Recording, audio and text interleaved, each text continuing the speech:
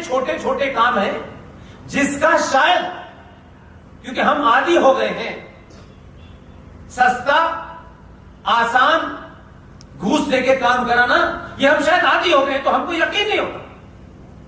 हम यकीन ही नहीं कर पाते कि ये जो काम जिससे शायद हमें कोई मटेरियल गेन ना हो, लेकिन आने वाली पीढ़ियों को, आने वाली नस्लों को अपने होने पे गर्व होगा, ये बड़ा चेंज हो रहा है। हम ये सोच के वोट नहीं देते। इसलिए कल जो घटना घटी है, उस घटना के कारण आपके शहर में, आपके प्रदेश में ये जो फ्रॉड संस्कृति आई है, जिन लोगों की दुकान कन्वर्जन की चल रही थी, ऑस्ट्रेलिया लुटेरों का शहर, एक आदमी ऑस्ट्रेलिया से चल के आता है, उसका कमिटमेंट और कन्विक्शन देखिए। कहां ऑस्ट्रेलिया, कहां भारत? वो वहां की कोई खुफिया एजेंसी ने नहीं भेजा था। उस परिवार का कन्विक्शन देखिए। ऑस्ट्रेलिया से चलता है और उड़ीसा में जाकर के आदिवासियों के बीच में, जिनकी न वो भाषा जानता है, न उनकी खाने की आदतें जानता है, न उनकी आस्थाएं जानता है, न परंपराएं जानता है, न बोली जानता है, वो वहां से चलता है ग्रैंडस्टैंड और उड़ीसा के अंदर कन्वर्जन करता है। हमारे अपने लोग शबरी मां के, हम उस आदिवासी को, उस बच्ची को, उस बच्चे को मंच पे बुलाते हैं और एक केले का एक पीस 10 लोग उस केले को पकड़ के फोटो छपवाते हैं, आज हमने केले बांटे। ग्रैंडस्टैंड से लेकर के पूरे देश में डांग में चले जाइए जो किसी आपने पादरी की तस्वीर देखी कि किस किस को उन्होंने क्या दिया? नहीं देखी। इसलिए हम पाखंडी हैं, हम दिखावा करते हैं। इसलिए जो हमारे अपनी बोली जानते हैं, हमने उनको भी ऐसा कर दिया कि कोई भी विदेशी आता है, चंद रुपए देकर के, चंद चीजें देकर उनको कन्वर्ट करा देता है। कुमाऊं में यह खबर नहीं पहुंचती। गुजरात के डांग इलाके के अंदर, क्योंकि हमसे क्या मतलब है, हमें क्या लेना देना है। जो समाज इस तरह सोचता है वो समाप्त हो जाता है। डांग में एक महिला, हमारी बहन, जब वहां गई तो पता ही चला कि हिंदुस्तान का सबसे बड़ा न्यूज़पेपर, अंग्रेजी न्यूज़पेपर, उसने कहा कि इस खबर को पढ़ने के बाद मैं डांग गई, रहती बड़ौदा में और विदेश गई थी, वो एमबीए क्या नौकरी की, सब कुछ छोड़ने के बाद आज पूरे गुजरात में एक अकेली महिला, जिससे छोटे भाई का पजामा बड़े भाई का कुर्ता पहनने वाले डरते हैं, उसका नाम है नेहा पटेल। बड़े से बड़ा कसाई डरता है, लगातार 10 साल से लड़ रही है। गुजरात के किसी इलाके में अगर गलती से गाय चली गई तो आप यकीन मानिए कि वहां नेहा पटेल पहुंच गई। पूरी व्यवस्था आज उसके साथ खड़ी हुई है। उसने अपने काम से कन्विंस कर दिया कि इल्लीगल काम को रोका जाए। तो हो सकता है व्यवस्था में कुछ लोग हो सकते हैं जो सत्ता के चापलूस हो सकते हैं, लेकिन आपकी ताकत ने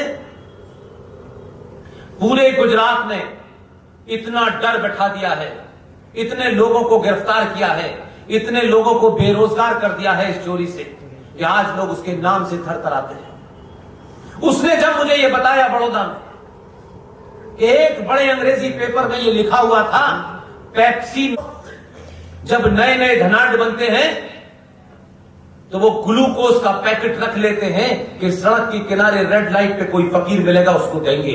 उस ग्लूकोज के पैकेट पर वो आदिवासी लड़की कन्वर्ट भी होती है और शादी कर लेती है।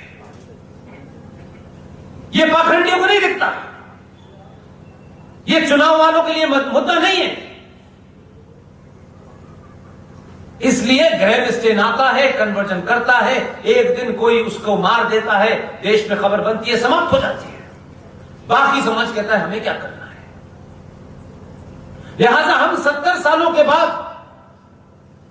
1947 के भारत को आज 2021 में देखते हैं, तब भी आपके सामने दीवार पर लिखा होता है बड़ा बड़ा, तब भी हम नहीं सोचना चाहते।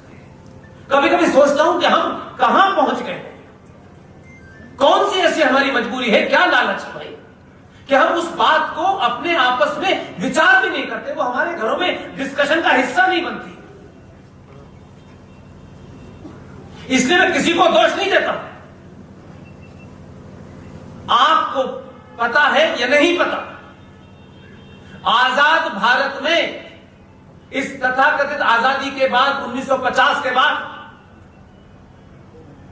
2011 का सेंसस जो हर 10 साल के बाद होता है, 21 में होने वाला है, कब होगा मैं नहीं जानता, 21 तो चली गई। भारत में 29 राज्यों में 9 राज्यों में सनातनी हिंदू माइनॉरिटी में है। हमने 70 साल में यह अचीव किया है। 2%, 7%, 6%, 3%, 22%, 25%। हमने इसी दिन के लिए देश बांटा था। हमने 21 लाख लोगों की कुर्बानी को यह मान लिया वो मर गए, हमें क्या फर्क पड़ता है, हमारे बाप दादा थोड़े नहीं थे कोई।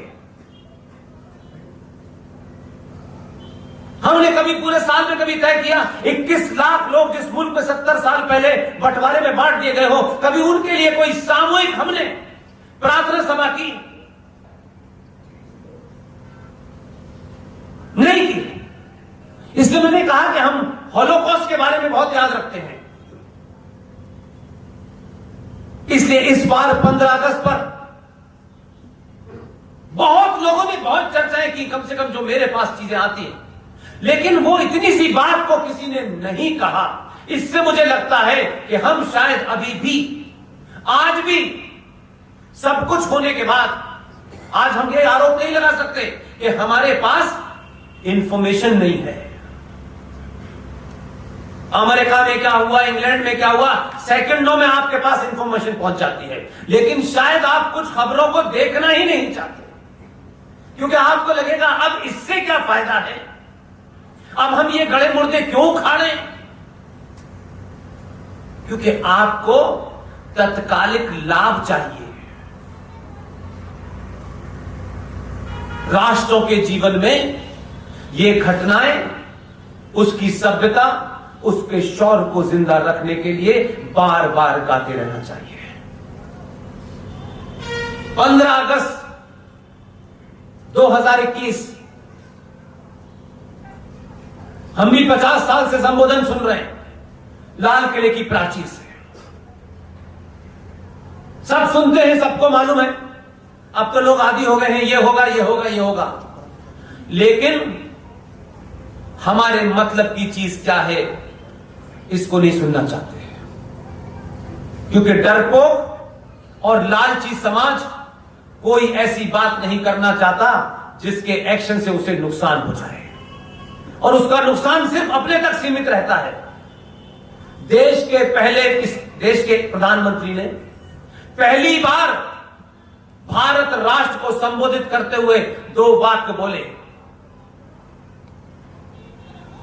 वो सत्ता के शीर्ष पे बैठा हुआ आदमी है, अगर राष्ट्र को संबोधित कर रहा है तो उसमें से राष्ट्र के लिए क्या है यह महत्वपूर्ण है। मैं किसी योजना की बात नहीं कर रहा। पहली बार उसने कहा 14 अगस्त 1947 को भारत और पाकिस्तान बनते समय 21 लाख लोगों की लाश पे यह देश बटा। और क्योंकि आप भूल गए, समाज भूल गया और सत्ता के दलालों को इसमें इंटरेस्ट नहीं था, क्योंकि अगर आप ये जानते और याद रखते तो उन्हें सत्ता पे बैठना मुश्किल हो जाता। इसलिए उन्होंने कोशिश की आप भूल जाइए, आप भूल गए। नहीं, जिंदगी में किसी रास्ते से जाएं, उस रास्ते पे अगर आपको पता चल जाए इस रास्ते में एक गड्ढा था और मेरे परदादा इस रास्ते से गुजरे थे, उस गड्ढे में गिरने से उनकी मौत हो गई, अगर आप उस रास्ते को भूल गए तो आप फिर उस गड्ढे में गिरेंगे। कुछ इतिहास में घटनाओं को इसलिए याद रखना चाहिए कि आने वाली नस्लें ये गलती न करें।